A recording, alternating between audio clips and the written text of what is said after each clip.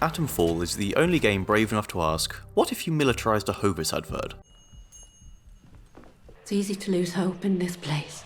And it's also quickly become one of my most anticipated games this year, after I got an hour and a half of time with it at a recent demo.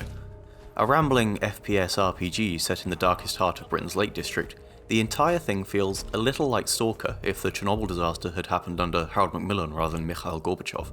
Just swap out the gruff Ukrainians with Warsaw Pat weapons for cheeky Tommies with rusty Enfield rifles and you're pretty much there. At my demo, I got a chance to sit down with a prop pint of beer that I wasn't allowed to drink. Also there was Atomfall's art director Ryan Green, so I took the chance to pepper him with pressing questions about studio morale, how you research a game set in the made-up aftermath of a real-world event, and how Rebellion, best known for its Sniper Elite series, intends to introduce American audiences to the concept of the north of England. Stick around until after our chat to hear me answer some of your questions about my time with the game. You're a month out from release. Start with a big question. Yep. How are you feeling? How's it going? Feeling relieved now. Yeah. No stress? There's always last minute bits that stress you out, but I think we're all in the clear now. It's looking good. I think kind of the thing that is most striking, at least to me, about Atomfall is the setting, of course, and the historical influences, stuff like that. Could you talk a bit about the research process? Like, what kind of went into that? Were you interviewing people? Were there company trips to the Lake District? Lots of Harold Macmillan speeches? Like, what was that like? Yeah, we went to a lot of trips up to the Lake District where we gathered a lot of reference. We took our concept artists up there with a sketchbook and said, go to town. We talked to locals, and we did a lot of photogrammetry, which we use throughout the studio for a lot of our projects, which helps us generate 3D content quickly. And a lot of it is based on the actual, like the Windscale fire, is that right?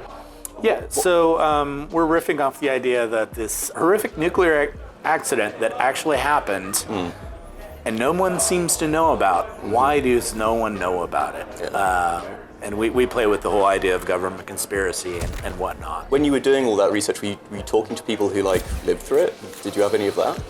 Usually mostly just locals to the area. We got a lot of local lore and local stories from people in the area. Usually based in Coniston, that area, and then jumped out from there. A lot of that general region. The British kind of 1950s setting, I wonder what is the most British thing, or the most Britain in 1950s thing that you've incorporated into the game? We did some vehicles that were fictionalized versions of various vehicles you would have seen in the area. That's really common. It was kind of hard in some ways, though, because so much of what you see up there is so timeless. Like, you see dry stone walls everywhere, and that stuff's been there for like 400 years, you know. So, and it's still there right now. Yeah. So, that was a tricky one for us. How do we interject that older era into the thing? And some of that had to do with the vehicles, signage.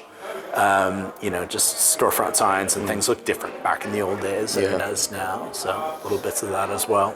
When I say I'm going to see Atomfall, people say, what's that? The short description I gave is, it's like British Stalker. What are you doing outside of the setting, of course, to kind of like make it actually stand apart from these other games that might be instant kind of comparison points? Yeah, I think some of our factions, we're also laying into a lot of kind of old British lore in certain kind of ways. So the groups you run across sometimes, especially on the outside of the village walls, are definitely influenced by older things. We've got our bandits that kind of are Morris Dancer-esque, in ways. We've got cultists that are definitely leading back to old pagan kind of traditions, maypoles and bunting and big bonfire things, Wicker men, all that good old British kind of historic pagan culty kind of things. So is that kind of thing that like Wicker Man, those kind of films, are those things you're drawing from quite very much so? Yeah. Very much so, yeah.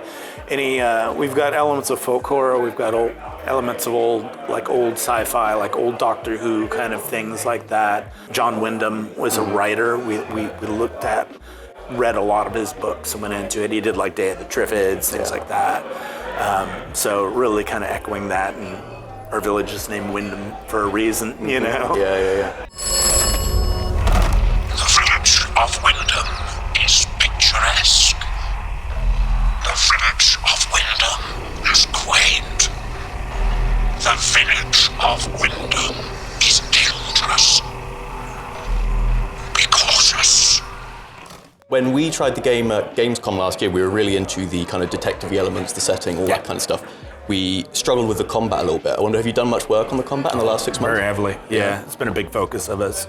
The AI and the combat balancing in general was a big focus for us this last 6 months. There was a lot of things that kind of came in a little hot for Gamescom, and we're still, it was very much a work in progress, and we knew that, so we've leaned into that quite heavily. We want you to use kind of a tactical approach to combat if you can. Going at things with just a single-mindedness with one particular weapon, you'll probably have limited success, or you'll just have to plan on dying a few times to get through things, but doing things in a way where you're juggling your inventory, you're trying to set up the right scenario, you're looking for your opportunities. Kind of a lot of tactics you might have seen in Sniper Elite that we do. It's that kind of thing, but just in a broader world. It's interesting you bring up Sniper Elite. Are you drawing a lot of influence from kind of other Rebellion games? A little bit, yeah. I mean, you'll definitely see it. I mean, there's definitely some stealth mechanics you can use. You can use that kind of tactical approach you might use if you're playing as Carl or whatever. All those lessons learned have kind of bled back into our slightly, different style of game, but you'll see overlap. In previous interviews, you kind of talked about the game, or the devs talked about the game as like almost like an experimental test bed for certain mechanics. Do you see it as that in a sort of way, as a way to just kind of try out, I don't know, big swings, heavy hit, like that kind of thing? It was a different style of game for us just in general. I mean, it was from the outset something different for us. So that gave us, in a way, a lot more risk, but a lot more freedom to try things that maybe we wouldn't, because, in an established IP, you don't want to rock the boat too much. You want to progress it and you want to advance it, but you don't want to interject something that is against the fundamental DNA that you have. Whereas we had a lot more liberty to do those kind of things. So there's a bit of a renaissance in games that are kind of a pain in the ass, in the sense that we've got Stalker 2, we've got Kingdom Come, that kind of thing. They're all going over quite well. We've even got a British post-apocalypse in like Fallout London, which is obviously a modding thing. Do you think this kind of style of game is having a bit of a comeback? It definitely seems like it, doesn't it? Yeah. What would you attribute that to, if anything? I don't know. I think we like the challenge. I think just not getting things through cleanly. I think having that nice, messy, experimental experience is kind of fun to people. It's not quite that curated, hold your hand, guide you through it on rails kind of thing. And so, I mean, I've enjoyed working on it, and I still enjoy playing it, so I'm hoping everyone else does too. You rarely see Britain in games, and you never see the North.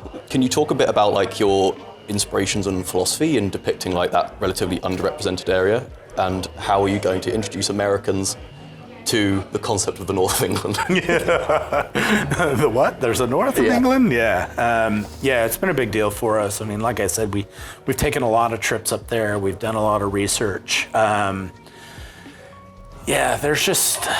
It's a glorious place, and if you're native to the UK, you might have taken a holiday up there at some point, things like that, because it is such a wonderful and unique area. So we're just doing our best to try to make that be a nice condensed version of what you would see up there. It's the highlight reel, so when you pop into a game, get the highlight reel, you have some fun, and just enjoy the experience. Cool. Well, Ryan's answered my questions. It's only fair I answer some of yours. Just before the preview, I plumbed the depths of Steam and Reddit to find out what you're most eager to know about Atomfall. Here are the answers I gleaned after my 90-minute hands-on. How open world is this game? The answer is, somewhat. For as much as the game's post-nuclear vibes might make you think of Fallout, it's not a Bethesda-style open world with a huge rambling map. Instead, you might be better off thinking of something more similar to Avowed. Atomfall's Lake District is made up of several smallish maps linked together by loading screens, rather than a single huge one. Don't worry though, the two areas I got to muck around in, Wyndam Village and its surrounding woods, felt dense if they didn't feel wide. I get the feeling I could easily spend hours poking into every nook and cranny in just one of these areas, and Rebellion is promising a bunch. What features of the Lake District are in this game? Can we go to the Coppermine Valley in Coniston? Can we walk the Fairfield Horseshoe? Or maybe find a base atop Scoreful Pike? As someone who has been on holiday in Cumbria one whole time, I'm something of an expert, and I'm sorry to tell you that I didn't set foot in any non-fictional locations in my hour and a half with the game. That's not to say there aren't any real-life landmarks. The ominously glowing Windscale piles are a permanent fixture on the horizon, but I wouldn't bet you'll get a chance to knock about Seascale or Gosforth in the full release. Even the village I poked about in Wyndam was a totally fictional place named for English sci-fi author John Wyndam. How is it survival? I don't see any survival elements like hunger, thirst, cold weather, etc. Frankly, I wouldn't call it a survival game at all, especially if you wouldn't call something like Stalker a survival game. It's a fairly hardcore FPS RPG with a dearth of quest markers and a lot of ways to hurt yourself, but the game doesn't ask you to seek out shelter from the weather, watch your temperature, manage your hunger and thirst. There's no base building either, which I'd consider a staple of the survival genre. Honestly, I'm pretty happy about all that. I've never been one for survival, and as a long-time Stalker sicko, I'm downright gleeful to see other devs follow GSC's lead. Still, if you're looking for something to scratch your tree-punching itch, Atomfall won't do it. Is there crafting? I literally hate upgrading unless crafting is involved. There is crafting, but I wouldn't call it particularly deep. You gather up materials and blueprints and make things like grenades, bandages and other handy knickknacks. It never got any more complicated than that in my playthrough, and unless Rebellion is hiding some pretty complex systems deeper in, I wouldn't expect anything deeper when the game comes out. Is there an in-game radio of 50s British music? Tragically, no. I have to wonder if Todd Howard would have stormed Rebellion's offices if it had tried to ape Fallout to that extent. The good news, at least, is that there are plenty of ominous radio broadcasts and errant gramophones lying about that you can sit by and get your virile infix from, so that's something. That is when you aren't taking threatening phone calls from the scariest Welsh man on earth. You have experienced the woods. You should avoid the woods when possible. The woods are dangerous. Friends, I'm excited about this one. From my time with Atomfall, it feels like Rebellion has done a great job on zeroing in on some of the best parts of Stalker while transplanting its vibe and setting to the green and pleasant land of England in the mid-20th century.